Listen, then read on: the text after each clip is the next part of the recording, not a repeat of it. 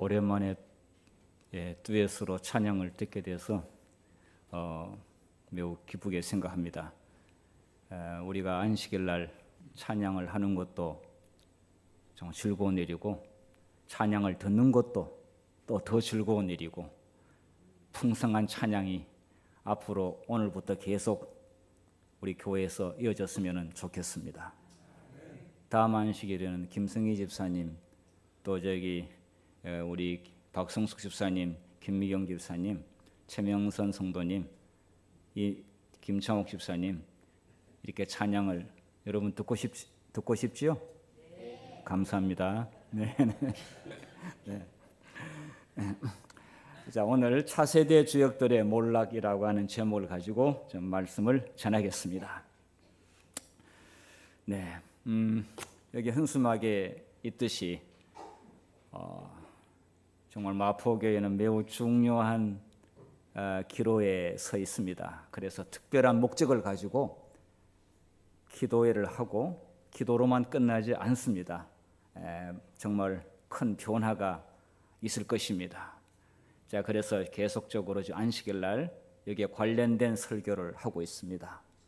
오늘 이 설교도 정말 우리 몸담고 있었던 마포교회, 평생 동안 몸담았던 교회와 현재 우리 믿음의 식구와 앞으로 차세대 이 교회에 있어야 할 사람들 총망라해서 정말 너무 중요한 기별이기 때문에 이 기별을 듣고 성령의 음성에 기꺼이 응답해 주시면 감사하겠습니다. 한국 세대의 변화에 대해서 좀 이렇게 정리를 해보았습니다. 전후 세대 1955년, 1963년 베이비붐 세대가 지금 은퇴를 하고 있습니다. 이때 정말 많은 아이들이 초등학교에 시골과 도시에 가득 찼습니다. 이제 그들이 퇴직을 하고 이제 노후 생활로 지금 들어갔습니다.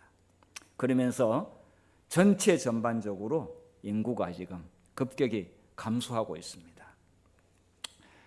생산 연령 인구가 많이 감소하고 있습니다. 그 다음에 65년부터 80년생 대중문화 세대, 출생을 따지는 게 아니라 이 출생의 사람들이 이제 이 사회의 주도적인 역할을 했다 이겁니다. 그들이 대중문화의 주 세대가 됐습니다. 굳이 이것의 비유는 음악이라든지 대중문화의 영향과 관계에 있어서 이렇게 정리된 것이지 성경적인 정리는 아니라고 생각합니다. 그 다음에 M세대가 있는데요. 1981년부터 1996년 밀레니엄 세대가 있는데요. 이때 태어난 사람들이 이제 곧 천년기를 맞이하게 된 것이죠. 그 다음에 Z세대라고 하지요. Z세대는 1997년부터 2010년 일반적으로 그렇게 기간을 정한 것인데요. 스마트폰 세대입니다. 태어나면서부터 핸드폰, 스마트폰이 손에 쥐어지게 됐죠. 자, 그래서 이들은 와이파이가 거의 깔려있는 그런 문화 속에서 이 사회의 문화를 주도하게 됐습니다. 그 다음 시대는 무슨 시대인지 아십니까? 무슨 세대인지? 저도 그렇게 들어보지 않았는데 찾아보니까 알파 세대가 나오더라고요. 2011년부터 2025년.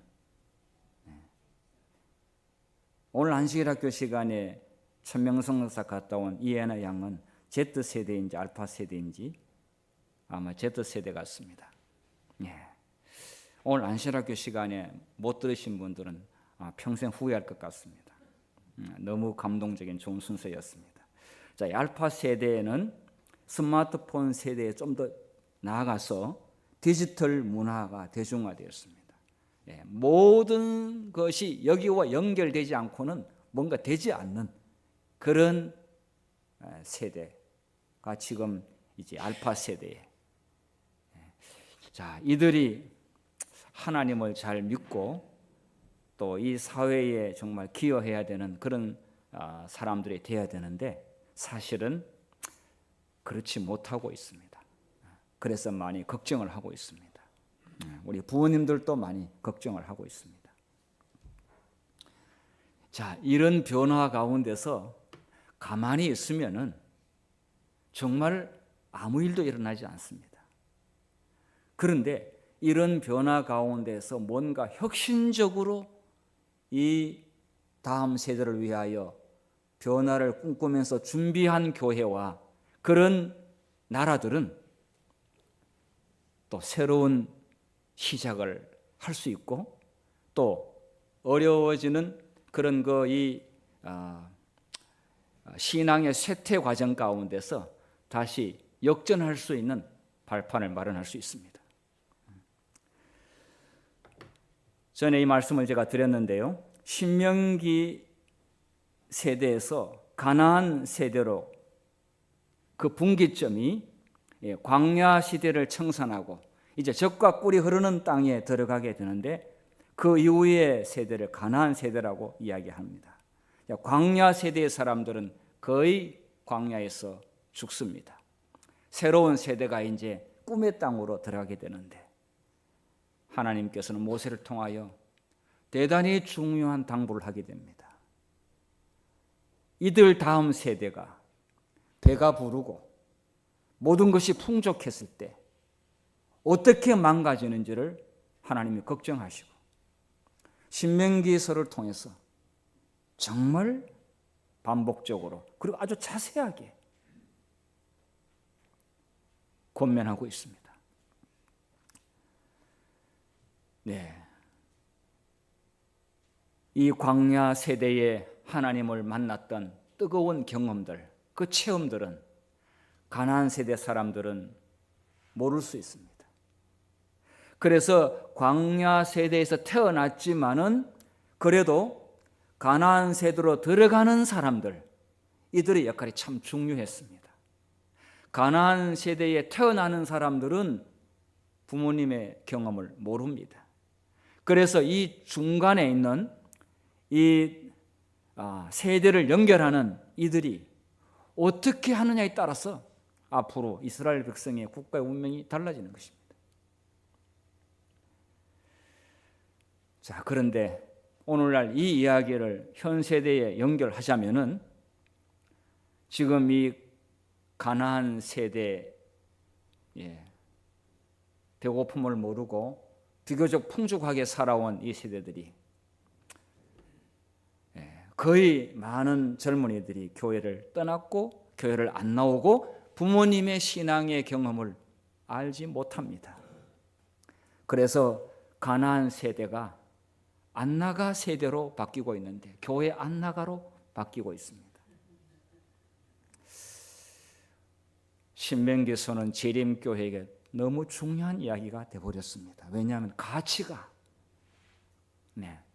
이들이 만약에 재림교회가 진짜 안나가 세대로 되어버린다면 하나님은 엄청난 차질을 빚게 되는데 물론 전지전능하신 하나님께서 그분께서는 어떻게 해서라도 일을 이루시지만은 그러나 현재 재림교회에 몸담고 있는 사람들은 굉장한 어려움을 겪을 수가 있습니다.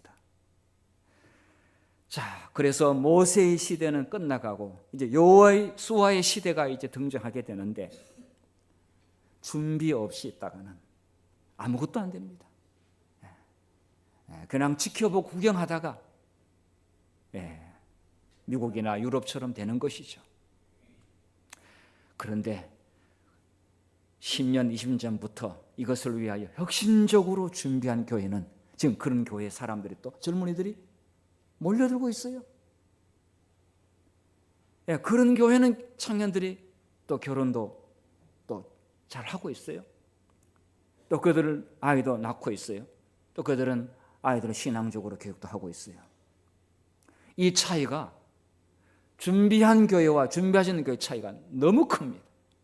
굉장히 커요. 이러한 현실이 우리 눈앞에 다가오고 있는데 우리가 무엇이라도 하지 아니하면은 우리는 그 예상된 어려움을, 위기를 우리가 눈으로 보면서 눈 감을 수 있어요. 다음 세대에 대한 개념 정리를 좀 해보겠습니다. 두 가지 의미가 있을 수가 있어요. 다음 세대라고 말을 하면은 the following generation, 이어지는 세대, the next generation, 다음 세대. following generation은 현재와 이어지는 세대예요. 사실은 이들은 현재 교회에 있어야 될 사람들이에요. 왜냐하면 이제 나이 드신 분들의 그 자리를 이어가고 있는 현재 있어야 되는 사람들이죠. 현재와 공존하는 젊은 세대를 말하고 있습니다. Next generation, 다음 세대는 현재 다음에 등장하는 세대죠. 가나안 땅, 이스라엘 백성들로 말하면 가나안 땅에서 출생한 사람들을 말하죠. 광야에서 출생하지 않는 사람들이죠. 현재를 모르는 다음 세대, 사실 많이 걱정이 됩니다. 자, 우리가 기도하고 준비해야 될 것은 지금 위에 있는 이어지는 세대, 다음 세대를 말하고 있습니다. 이 일을 위해서 정말 특별한 각오가 필요하고 또 결단이 필요합니다.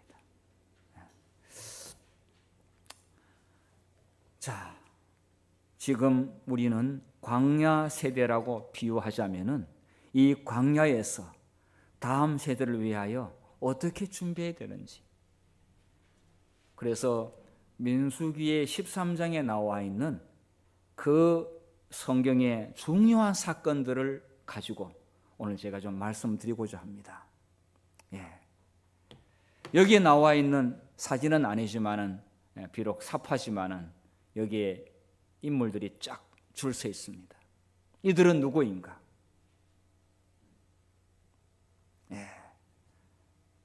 지금 여기 좀 점검하고 있는 이 분은 제가 모세라고 생각이 됩니다. 그런데 여기에 좀 줄 서 있는 사람 세어보게 되면 몇 명일까요? 12명입니다. 이들의 이름을 알 수 있을까요?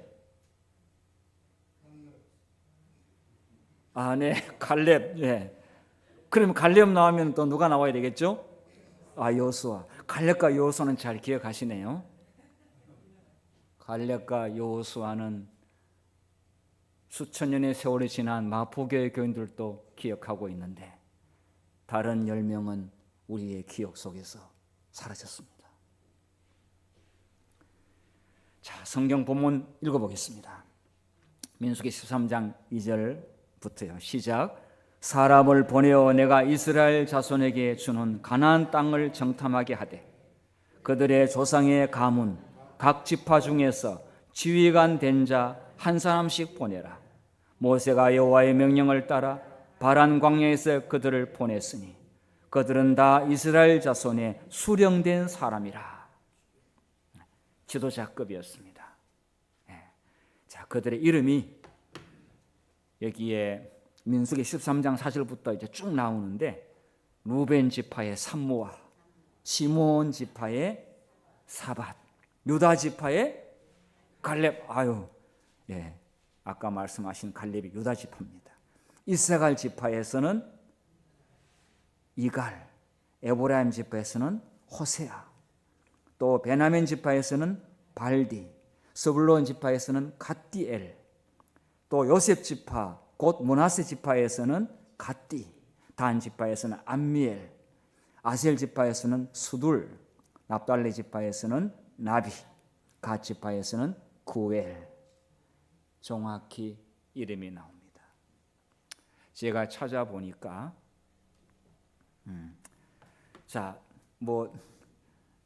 이 인물이 실제 이 사진은 아니지만은 제가 다 갖다 붙였습니다. 자, 이들을 보면은 늙어 보입니까? 젊어 보입니까? 아주 젊은 사람들. 자, 육체적으로 이 몸의 이 체력을 봤을 때 비리비리해 보입니까? 아주 튼튼해 보입니까? 비리비리한 사람은 여기에 선발 안 됩니다. 자, 정말 장래가 유망한 사람들이죠. 그리고 똑똑한 지도자급의 사람들이죠. 그리고 뭔가 그 지파를 위하여 대표할 만한 사람들이었어요.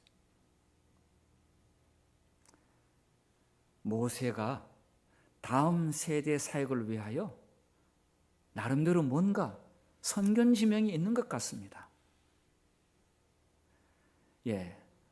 그냥 뭐 몇 년 있으면은 나는 은퇴하지, 아니면 나는 몇 년 있으면은 난 이 교회에 없을 텐데, 이렇게 생각하지 않았어요. 모세는 광야에서의 뜨거운 경험을 했던 이들이 신앙이 다음 세대 가나안 땅에 들어가서 잘 이어지기를 누구보다도 소원하는 사람이었어요. 그렇기 때문에 이 인물들을 선발을 했고 기대했습니다. 기대 많이 했어요. 자, 이들을 좀 요약하면은요, 12지파에서 선발된 차세대 지도자들이죠. 한 세대는 가고 한 세대는 온다. 전도서에 그렇게 말씀했는데, 교회도 한 세대는 가고 한 세대는 오고, 그 다음에 정신무장이 강한 훈련된 장교급, 군대로 말하면 장교 수준에 해당되는 사람들이죠. 그 다음에 체력 1등급에 생존훈련 1등급, 생존훈련, 이거는 특전사에서는 하지요. 이스라엘 이 백성들이 정탐을 이제 가나안 땅 정탐하기 위해서 얼마 동안 거기에 그 가나안 땅에 들어갔죠? 기간이 뭐 이렇게 자신이 없으세요? 40일 동안 거기서 갈 때 뭐 차에다가 양식 싣고 간 것도 아니고 도시락 싸가지고 간 것도 아니잖아요. 알아서 살아남으라 이거예요. 알아서 열매 따먹고 뱀 잡고 쥐 잡아먹고 이런 건 안 돼요. 이스라엘 백성들이 주어진 그 나름대로 양식을 먹으면서 혼자 살아남으면서 임무 완수하고 돌아오라 이거예요. 자, 이러니까 이런 사람들은 뭐 없다 안 된다고 그러고 뭐 이렇게 하나 그러면 뭐 10가지 이유가 있고, 이런 사람들은 선발이 안 돼요. 네 번째로는 젊고 영리한 전도 유망한 인물이에요. 뭔가 나름대로의 식견이 있고 영적인 안목도 있는 사람이었어요. 앞으로 이스라엘 백성을 이끌어갈 수 있는 그런 전도 유망한 일꾼들이었습니다. 자, 그런데 정말 이들의 태도와 믿음에 따라 그 다음 앞으로 이스라엘 백성들의 영적인 삶과 그들의 이 여정에 좀 막급한 영향을 주는 영향력 있는 사람들입니다. 사실 우리가 현재 앉아있는 우리가 다음 세대에 이어지는 the following generation, 이 세대들에게 얼마나 영향을 주고 있는지 우리 모르고 살 수 있습니다. 그냥 살 수 있어요. 그런데 하나님을 보실 때는 우리의 안식일 날 우리가 하는 모든 것과 정말 우리가 예배드리는 태도와 모든 것이 막급한 영향을 주고 있다는 사실을 우리가 알아야 됩니다. 다음 세대는 그냥 만들어지는 것이 아니고 현재 우리의 믿음에 따라 자연스럽게 이어지는 세대가 만들어지지 않습니까? 부조 선저 387페이지 보게 되면은 그들이 이제 명령을 받고 임무 수행에 들어갔습니다. 그들은 남방 변경으로 들어가 북방 끝에, 그러니까 전 지역을 다 훑었습니다. 온 땅을 정탐하고 40일 후에 돌아왔습니다. 이스라엘 백성들은 큰 희망을 품고 열렬한 기대를 가지고 그들이 돌아오기를 기다리고 있었다. 어떤 좋은 소식을 가지고 올 것인가? 정말 기대할 만한 일입니다. 그동안 얼마나 많은 고생을 하고 40년 동안 기다렸는데 그렇게 많이 들었던 그 꿈의 땅의 이야기가 정말 허황된 이야기가 된다면 얼마나 큰 실망이 되겠습니까? 진짜 리얼한 이야기를 듣고 싶은 겁니다. 성도 여러분, 우리의 이어지는 세대의 사람들은 우리 부모님들의 신앙의 리얼한 이야기를 그렇게 간절히 듣고 싶어 하는 것 아시나요? 우리는 모를 수 있습니다. 그런데 사실은 그런 이야기를 듣고 싶어 한다는 것을 우리는 기억해야 합니다.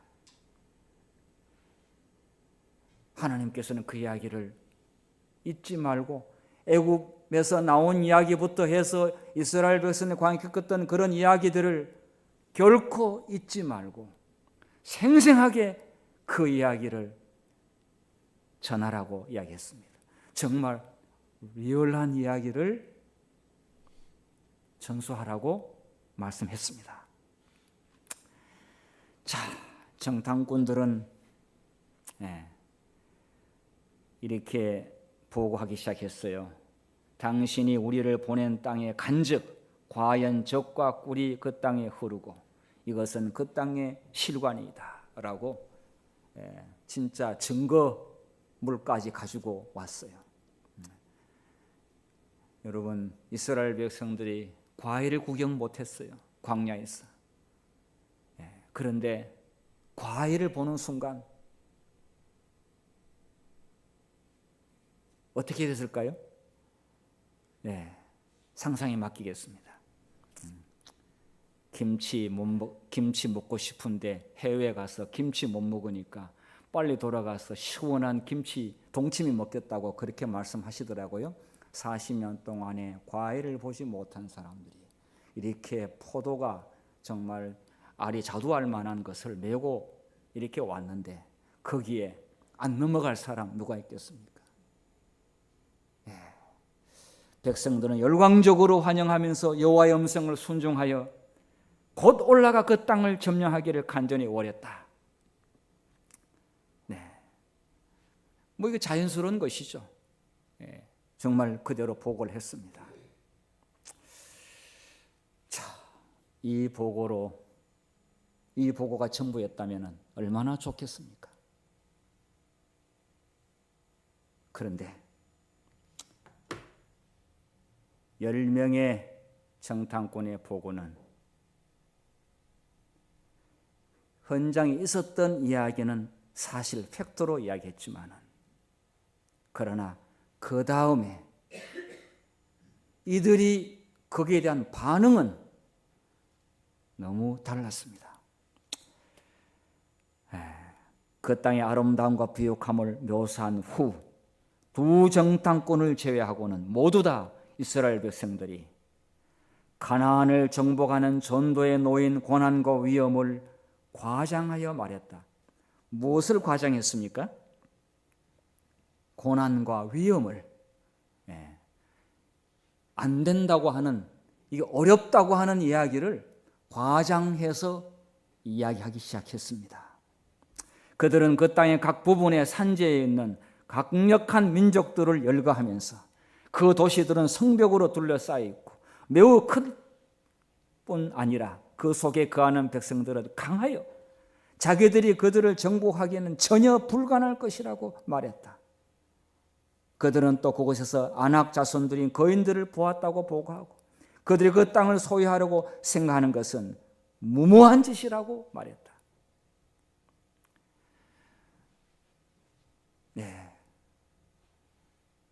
똑같은 사실을 두고 이렇게 반응은 너무 달랐습니다.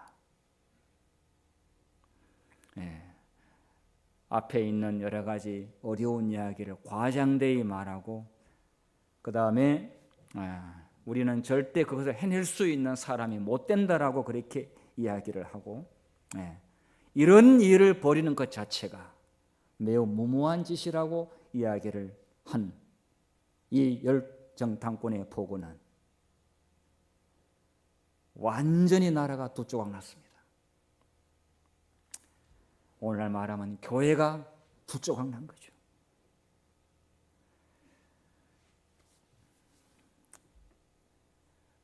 우리는 이 이야기를 기록하는 것은 앞으로 우리가 해야 될 일에 대하여 여러 가지 어려운 점은 있지만은 극복해야 될 큰 문제가 있는 것은 사실이지만 그건 팩트지요. 인정해야지요. 그러나 그 일을 해낼 수 있는 일에 있어서 무모한 짓이라고 이야기한다면은 이는 우리가 열정당꾼이 하고 있는 이야기를 그대로 반복하는 것이라고 생각이 됩니다. 하나님께서 우리 앞에서 이끄시고 이 장애물들을 충분히 극복하실 것을 우리는 믿어야 되고 그렇게 지금까지 해왔지 않습니까? 그래서 불가능한 일이라고 무모한 일이라고 하면은 그 백성들은 가나안 땅에 곧 들어갈 수 있는 그 여정을 완전히 거꾸로 돌려가지고 과거로 되돌아가는 비극이 발생할 수 있습니다. 열 지도자들의 문제를 한번 보겠습니다. 굉장히 촉망되고 똑똑하고 건강하고 유망한 사람들이었죠. 항상 보면 이렇게 너무 똑똑하고 유망한 사람들이 꼭 보면 또 문제를 잘 일으켜요.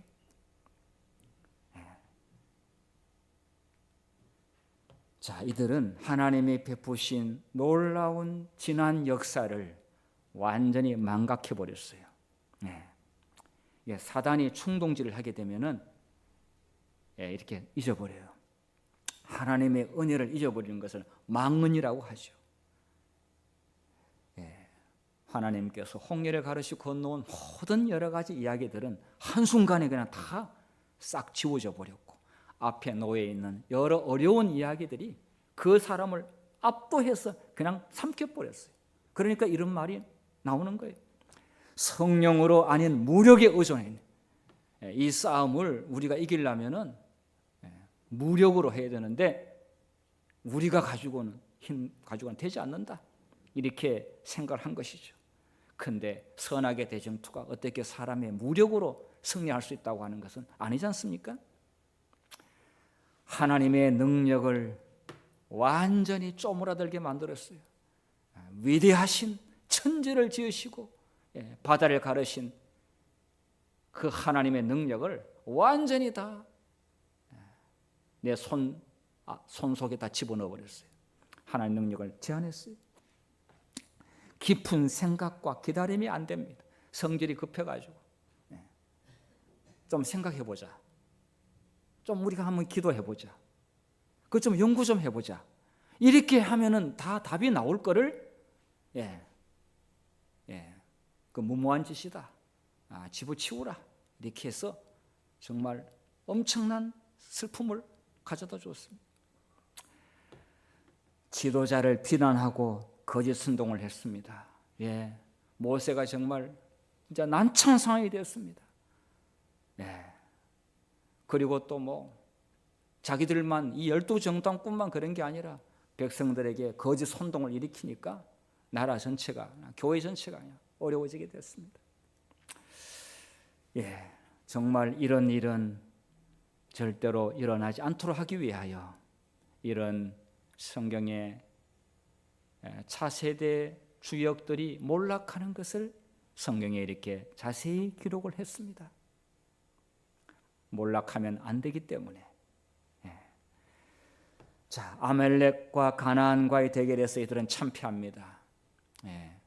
이들은 이것을 뭔가 좀 만회하려고 좀 분위기를 반전시켜 보려고 인간적인 것으로 충분한 회개도 없이 충분한 반성도 없이 무엇이 문제인지에 대한 분석도 없이 잘못된 것들에 대해서 그냥 빨리 넘어가고 빨리 잊어버리려고 그리고 그들의 굴욕과 비참한 그 심정을 빨리 마음을 달래기 위한 그런 수단으로서 아말렉과 가나안하고 대결을 했는데 철저하게 또 참패했습니다. 영적인 싸움은 그렇게 하는 것이 아니죠. 부저 선지자 393페이지에 있는 내용을 요약을 해보면은요, 그들은 하나님께서 모세를 통하여 가지 말라고 했는데 굳이 가겠다고 해서 하나님의 명령을 따르지 않았습니다. 지도자들의 제지를 무시했습니다. 지도자와 모두가 일치 연합해서 해도 될까 말까 하는 일을 말 안 들었어요. 자, 모세 지도자 없이 전투에 우리끼리 가겠다 이렇게 했는데 완전히 참패를 당했습니다. 또 기도 없이 전투에 나갔다라고 영감의 글에는 기록하고 있습니다. 성급하고 빨리 마음을 진정시키기 위해서 그렇게 행동을 했지만은 영적인 싸움은 그렇게 하는 것이 아니죠. 벗개 없이 전투에 나갔습니다. 이스라엘 백성들의 전투는 양상이 비슷합니다.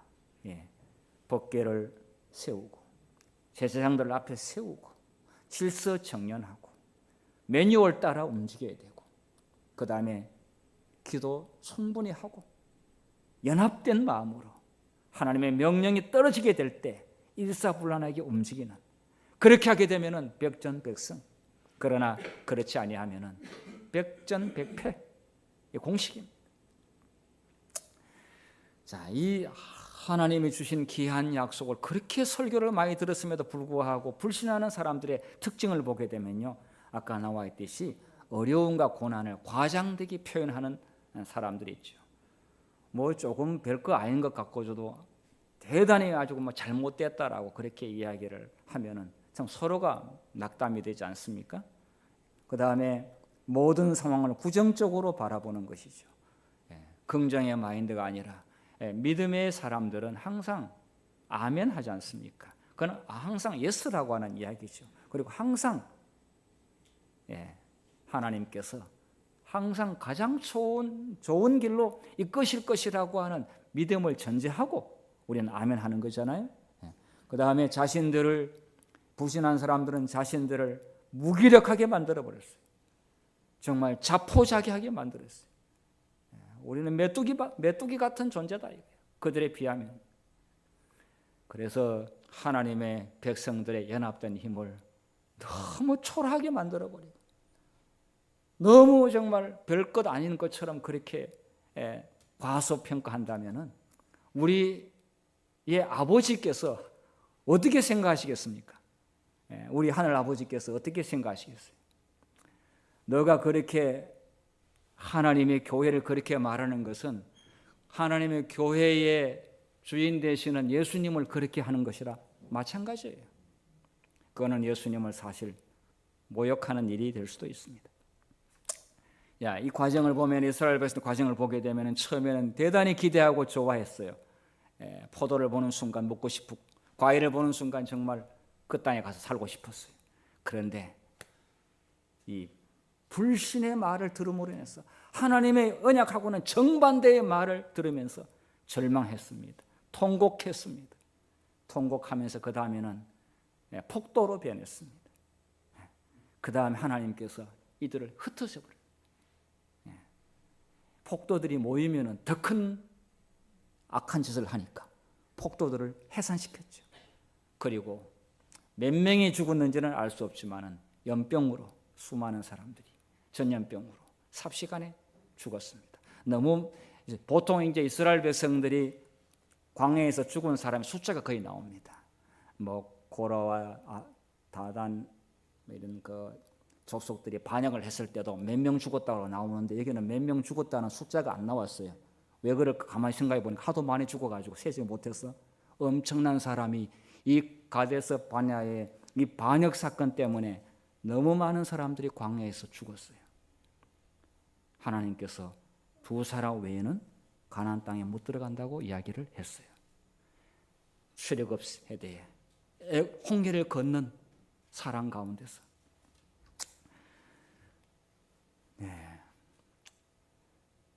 저는 이 정말 우리가 말 조심을 해야 되겠다.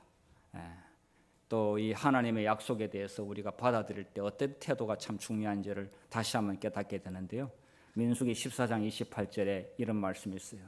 그들에게 이르기를 여호와의 말씀에 내 삶을 두고 맹세하노라. 그 다음 같이 읽겠습니다. 시작.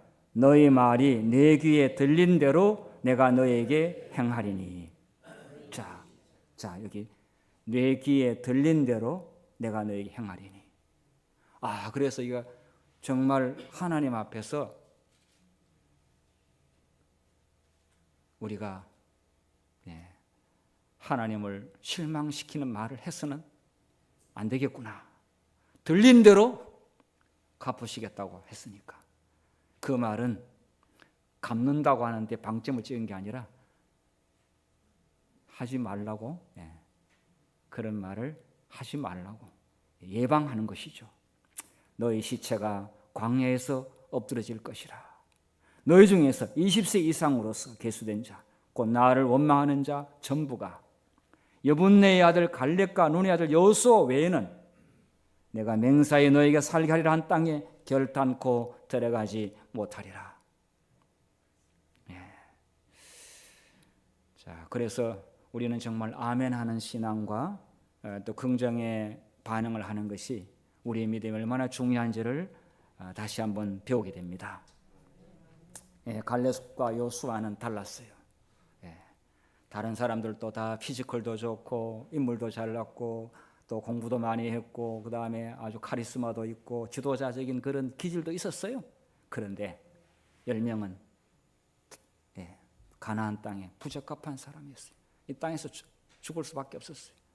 그런데 갈렙과 여호수아는 똑같이 실망을 겪었어요. 왜냐하면 같이 가야 되니까. 천국은 혼자 가는 게 아니라 같이 가는 거니까. 그들은 실망을 또 그들도 했습니다. 그러나 그들은 한마디의 불평도 없이 하나님의 뜻을 받아들였다. 속은 정말 상한 일이죠. 얼마나 여호수아 갈렙도 속이 터졌겠습니까? 정말 마음이 아팠지요. 그런데 똑같이 다른 산모하고 갓될 그네들하고 똑같이 그런 태도를 취할 수가 없잖아요.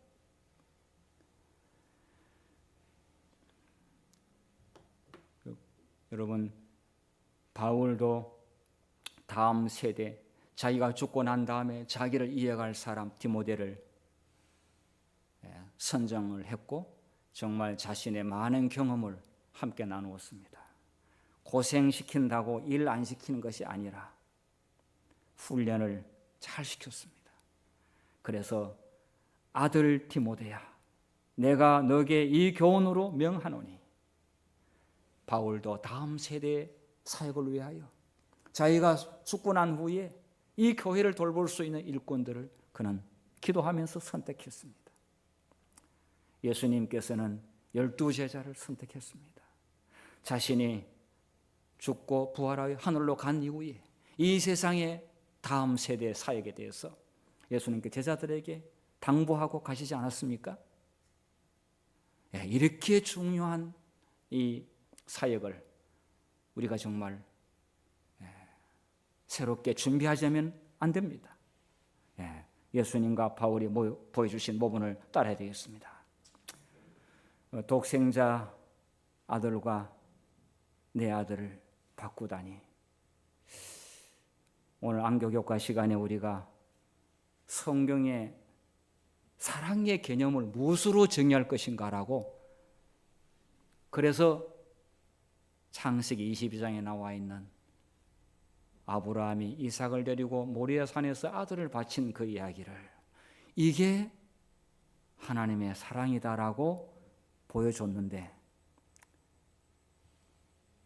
자, 그대로 하늘 아버지께서 예수님을 우리의 희생 제물로 주셨습니다. 그리고 그를 믿는 자마다 멸망하지 않고 영생을 얻게 하신다 했는데, 이 말은 우리의 아들, 딸을 구원하기 위하여 예수님께서 그 산 위에서 희생 제물이 되셨습니다. 그래서 우리의 아들, 딸을 살리기 위해서 예수님께서 희생 제물이 되신 이야기를 지금 여기서 하고 있는 것입니다. 이 이야기를 어떻게 우리가 별것 아닌 것처럼 생각할 수가 있겠습니까? 만약에 우리 아들, 딸이 교회로 돌아온다면은 10억을 주고도 나는 우리 아들, 딸을 교회로 돌아올 수 있다고 한다면은 여기에 10억을 주고라도 하나님 믿는 자녀로 삼으실 분이 여기 대다수라고 생각합니다. 1억을 주고라도 그렇게 할 수 있다고 한다면은 그렇게 대다수가 할 것입니다. 내 아들을 살리기 위해서 예수님께서 그렇게 대신 죽으셨는데 하나님께서는 예수님 아들을 우리에게 주시면서 내 아들과 딸을 데려오라고 이렇게 말씀했습니다.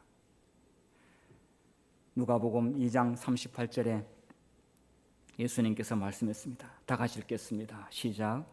예수께서 돌이켜 그들을 향하여 이르시되 예루살렘의 딸들아 나를 위하여 울지 말고 너희와 너희 자녀를 위하여 울라. 네, 우리 다음 세대들을 위한 구원에 대하여 예수님께서 얼마나 강렬한 소망을 가지고 계시는지 볼 수 있습니다. 정말 실제적인 변혁이 일어날 필요가 있습니다. 여호수아와 갈렙처럼 믿고 순종할 수 있는 우리의 아들, 딸들이 우리의 현재 이 자리에 이어가는 세대로서 이 자리에 채워지게 되기를 간절히 바라면서 오늘 말씀을 마치겠습니다.